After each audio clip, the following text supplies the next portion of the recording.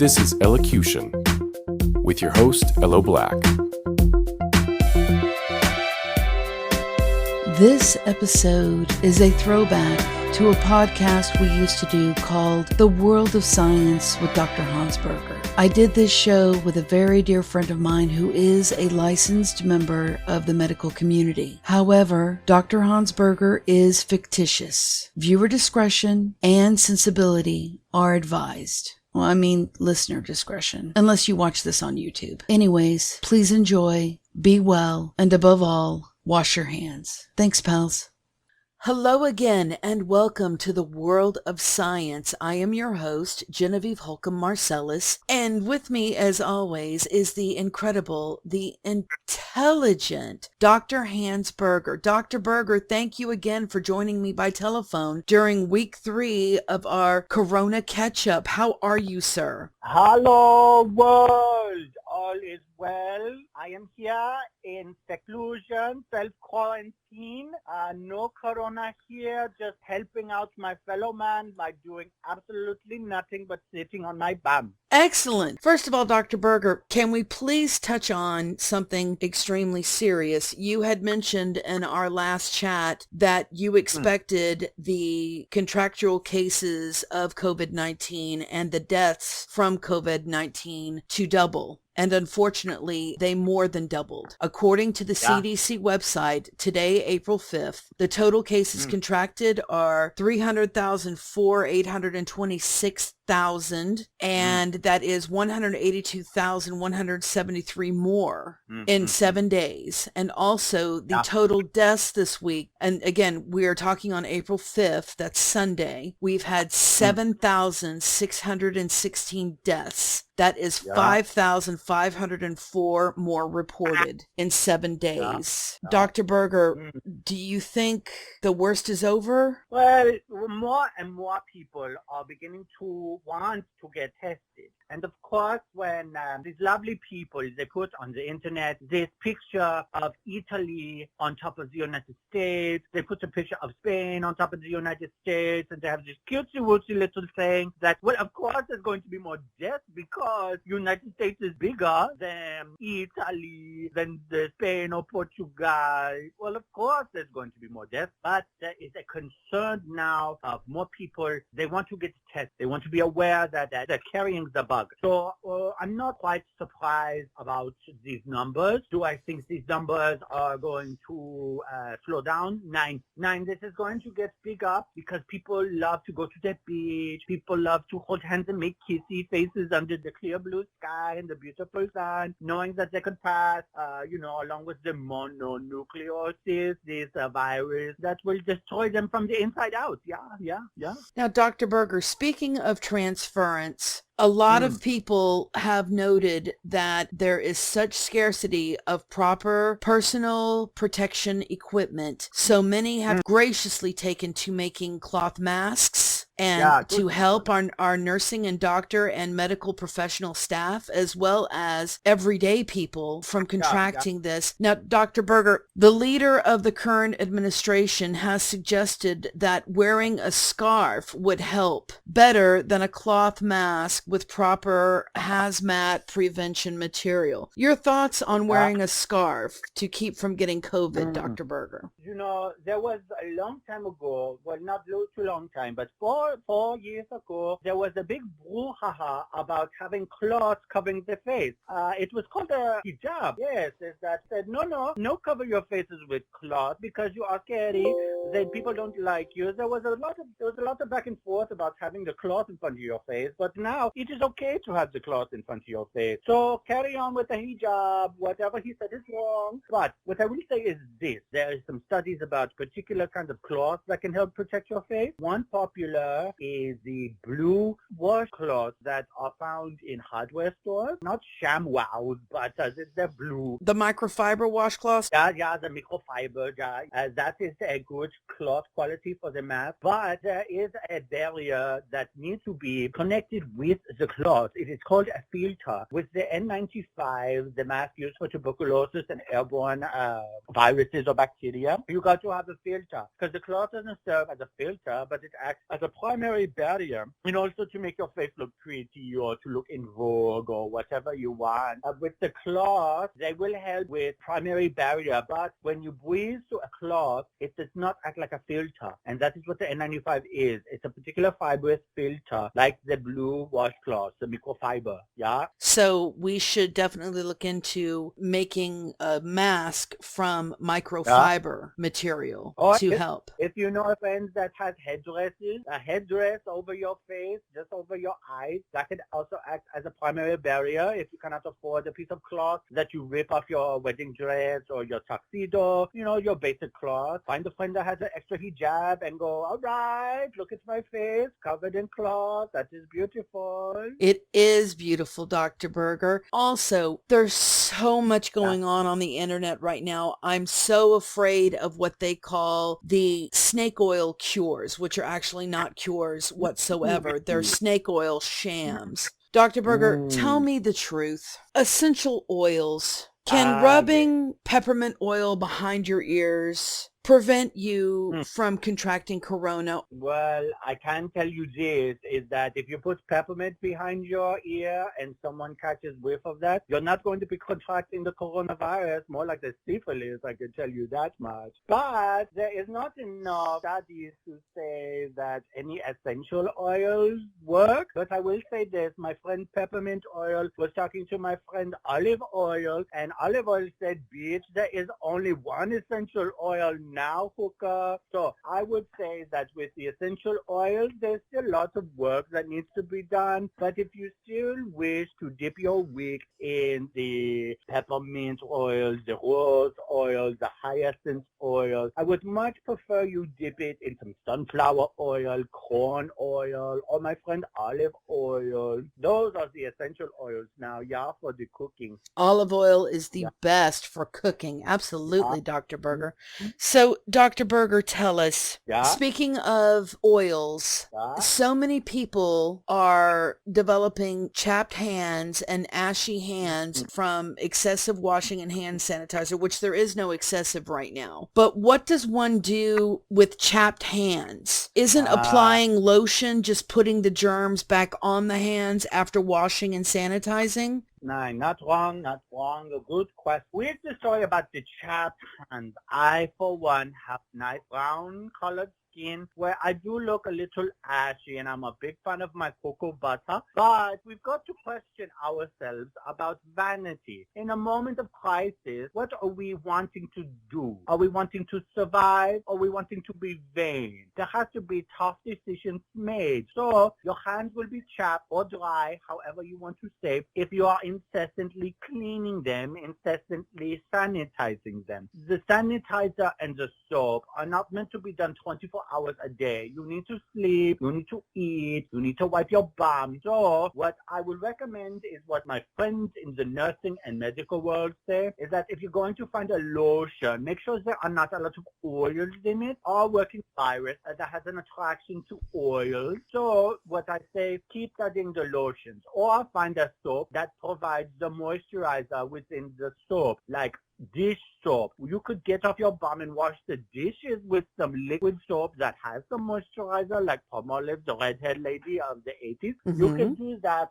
But I will say is that right now, panic leading people to incessantly wash their hands will be bad for your skin. So you have to be smart in your hygiene. You have to be smart and you have to be thrifty. You have to find a product that works in both moisturizing, cleaning, and antibacterializing.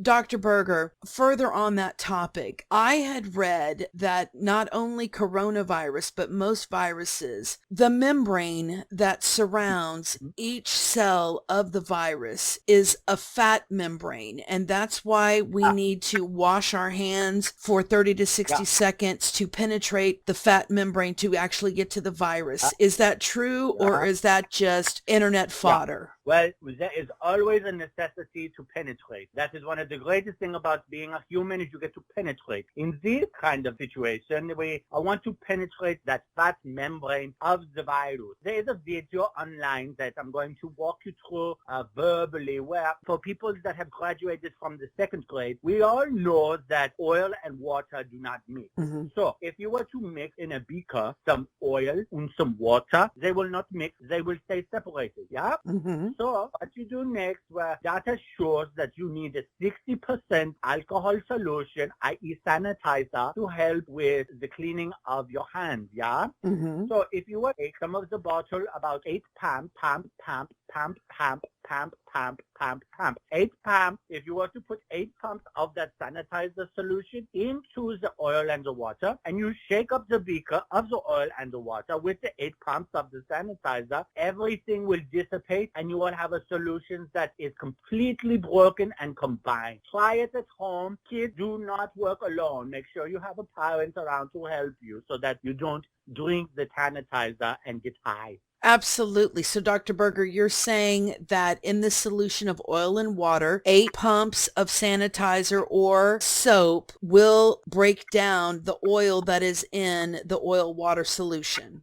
Yeah, and there is also a video where there is a person washing the hands with a lotion that works on the black light, which has an oily kind of structure. And she washes her hands with soap for 5 seconds. She washes her hands with soap for 10 seconds, 15 and 20. And it actually shows you that cleaning your hands for 20 seconds will help eliminate the oils that was there on that lotion. Mm-hmm. Well, that is really good to know. We must keep washing our hands. That viruses are fat. And I will say that a great man quoted, and Mr. Yuval Noah Harari has said, if a person cannot explain to you what a virus is, please take their theory and throw it up their asses. Thank you. Dr. Berger, tell us, there's been a lot of stories going further down the rabbit hole of snake oil. The current leader of our current administration has been urging people to try something called, excuse me for butchering this name, hydroxychloroquine. Am I saying that right, Doctor?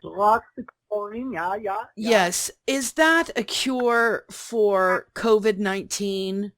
Well, what we are dealing with is an introduction of a drug that has been on the market for a while, but it has not been tested to properly combat the COVID. Now, before all the essential oil fanatics, anti-vaxxers come and attack me, they are running some tests with the anti-malarials combined with an antibiotic. Now, have we been following those studies? I don't know, but it is probably a good idea to follow it from what I would say credited individuals, not some doctor that pushes some, cyanide in the Kool-Aid or I don't know, but this has not been proven yet to treat the COVID appropriately. There has been one person I know that has failed in Puerto Rico. I know that there is a lot of stories online about it working appropriately in other countries, but there has to be some appropriate preparation. What is the dose that is required for the age group? You work with the pediatric and the babies.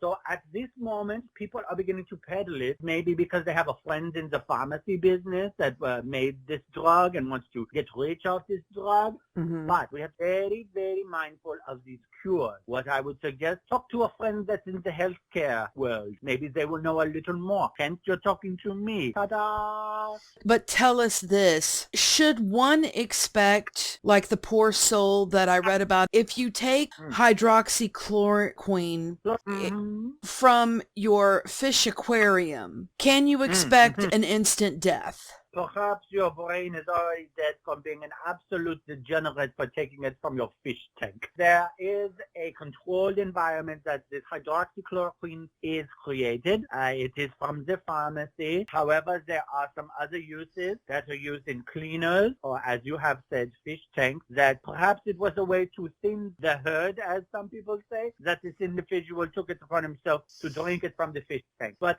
up to this point, we have to be conservative with the treatment treatment. We have to understand that looking for a miracle drug will not happen. And if it does, it is not a miracle. It was already here in the market. It is just probably what they call off use or black label use. Yeah, yeah. Dr. Berger, I want to touch on a different subject because you are educated and do have a degree in political science. I want to know something, sir, for someone who is not educated as such and doesn't have a political mindset. How would our military invading Venezuela help to cure COVID-19? Good question. For many that do not know, there is military action that is being pushed between the islands of the Caribbean and Venezuela. You may know these islands as Puerto Rico, Grenada, all these lovely little places. So what this is called, it connects to trickle-down economics, yeah? We've all seen how this lovely concept is meant to create a better place for everyone. So how this is going to work is that rich people going to take these boats, move them to where all the rich oil, rich gas, rich resources, and once they acquire and they kill all 2 million of these people and overthrow their government, they're going to get all these resources and get rich, and eventually all that money is going to come to us blue-collar workers, all us mothers that stay at home, fathers that work over in Shell. We are going to be so rich because these rich people, they're going to take all their millions and say, hey, I'm sure all these poor people could use some more money, so I am going to give about a nickel to every person. That way they can feel the richness that we feel. That is going to help with COVID. Speaking of our military, and we really do want to salute all of our amazing women and men overseas and here, the National Guard, everyone that is going through this right now, and not only the horrific events of COVID, but just every day what they do to protect us and keep us safe. We thank you so much for our military. And speaking of one individual in the military, Dr. Berger, can you tell us why Captain Bret Crozier was removed this week from his duties? This harkens back to a day when life was a bit more interesting and we were all a bit more heavy in the pocket from a good economy. The problem is with a friend, Captain Crozier, is that he asked and he told. He broke the cardinal rule of the army. Don't ask, don't tell. So what happened is he found the COVID. The rich people haven't cured the COVID on this ship yet. So the sailors were getting more than the STDs they were used to. They were actually getting this virus that was affecting some of the crew. And, all of them sleep in very, very, very close quarters with only, some piece of sheet separating them. So with this lack of ability to socially distance themselves, there's a higher probability that they're all going to contract the virus. So from what the story says, Captain Crozier apparently had said something that we need some help, we need to dock, we need to get these people into a specific spot. But of course, there could be a lot I'm missing, but I do know that the stories that do coincide or that they remain the same are that there is sailors on the ship with the virus that need to be contained or they're going to affect all of them. So the poor bastard, as untold, naughty. So Captain Bret Crozier, he was the captain of a ship. He expressed concern about corona on his ship, and he was one of the first to tell. I understand. Captain Bret Crozier, we do appreciate you, sir. Thank you for telling. What I will say is that perhaps he was confused by the term United States of America. We are not united in helping each other out to clear the virus. And that is what happens. When you want to be united to help your sailors, you're going to get fired. So note to everybody, don't help anyone in America. Don't ask, don't tell, and you will survive. Dr. Berger, speaking of being united, there are two states that I know of, probably more, that have just issued sanctions, lifting sanctions. Now, it's very important. Sanctions that lifted sanctions about churches being essential businesses and staying open. Dr. Berger, I love church, but I still have this question before I return to church.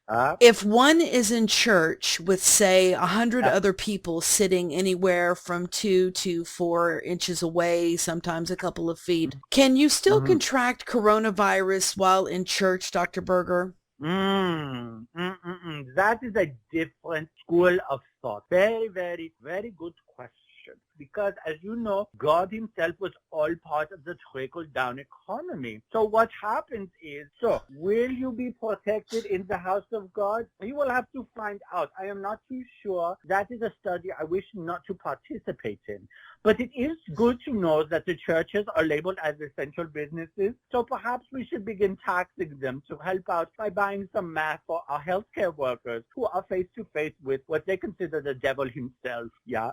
Dr. Berger, I have to tell you, I did receive some criticism from your many listeners saying you're not talking about the positive aspects in terms of people are recovering, people are working together. Of course, we acknowledge this, and please give me your thoughts. I think we need to know exactly what's going on in order to be able to combat and help. Yeah, I totally agree. So, there is room to show positive recovery of the COVID. What you must understand is that these people, we have to look into situation. Was they alone? Was they at the top of the mountain with the billy goats on the edge of a cliff getting better? Did they have intervention from these healthcare workers that are not getting the N95 mask and that their state representatives have to battle and bid like some Vegas racetrack where they put whoever is the highest bidder gets 5 masks? What is their story? This is not some Kool-Aid dose with cyanide a la Georgetown Jim Joe's type stuff. This is what is considered a virus that can kill. It won't kill everybody, but it has made a mark in killing a lot of people in a short amount of time. That is something we take into consideration. Yes, you want to be positive. Yes, you want to be naive to the reality of the world by focusing on the positive, because if you focus on the negative, you're going to find out what a horrible person you really are. I get it, and more power to you. But one thing we have to realize, if we start focusing on too much positive, we're going to take ourselves out of the reality of a situation that could destroy many things, not just lives. Absolutely. And Dr. Berger, in closing, do you have a new hand washing song for all of us to enjoy this week while washing our hands? Well, you know, I always have a beautiful song to share with everyone. This week, I'm going to... Oh, God.